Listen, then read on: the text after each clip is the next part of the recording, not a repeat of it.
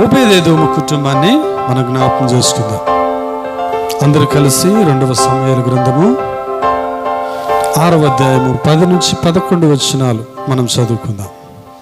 యెహోవా మందసమును దావీదు పురములోనికి తన యొద్దకు తెప్పింపనొల్లక గిత్తీయుడగు ఓబేదెదోము ఇంటి వరకు తీసుకొని అచ్చట ఉంచెను. యెహోవా మందసము 3 నెలలు గిత్తీయుడగు ఓబేదెదోము ఇంటిలో ఉండగా యెహోవా ఓబేదెదోమును అతని ఇంటి వారి అందరినీ ఆశీర్వదించెను. దేవునికి స్తోత్రము కలుగును గాక. ఇక్కడ మనం చూస్తున్నాం ఆధ్యాత్మికమైనటువంటి కుటుంబాన్ని, ఇంకో కుటుంబాన్ని మనం జ్ఞాపకం చేసుకుంటున్నాం. అదే ఓబేదెదోము కుటుంబము. ఓబేదెదోము కుటుంబములో మందస్సము 3 నెలలు ఉంచగా ఆ కుటుంబం ఆశీర్వదించబడింది. ప్రతి విషయంలో, ప్రార్థనలోను కదా, అనేక విషయములో ఆ కుటుంబము ఆశీర్వదించబడింది. అందుకే ప్రేమన దేవుని కుమారుడు కుమార్తె, ఈరోజు మన ఇంటిలో మందస్సం అనే క్రీస్తును మనం కలిగి ఉండాలి. హల్లెలూయా.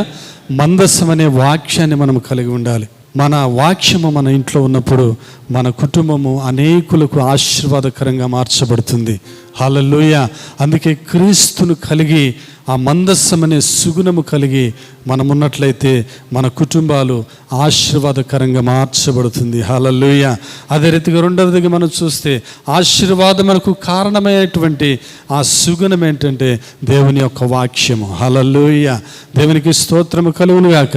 అయితే నీవు నేను ఆశీర్వాదమునకు మనము కారకులమయ్యా ఉన్నామా? అయితే సుగుణము కలిగి ఉన్నామా? మనము శాపము కలిగి ఉన్నామా? మనం పరీక్షించుకోవాలి. దేవుని వాక్యము, దేవుని యొక్క ప్రార్థన, దేవుని యొక్క స్తుతి ఆరాధన మన కుటుంబంలో ఎప్పుడైతే ఉంటుందో ఆ మందస్సం ఉన్నట్లే ఆ కుటుంబం ఎలా ఆశీర్వదించబడిందో మనము కూడా అదే రీతిగా మనం ఆశీర్వదించబడతాం. హల్లెలూయా. అదే రీతిగా కుటుంబం మాత్రమే కాదు, చిన్నపిల్లలు, వారికి కూడా మనము ప్రార్థన నేర్పించాలి, వాక్యము నేర్పించాలి.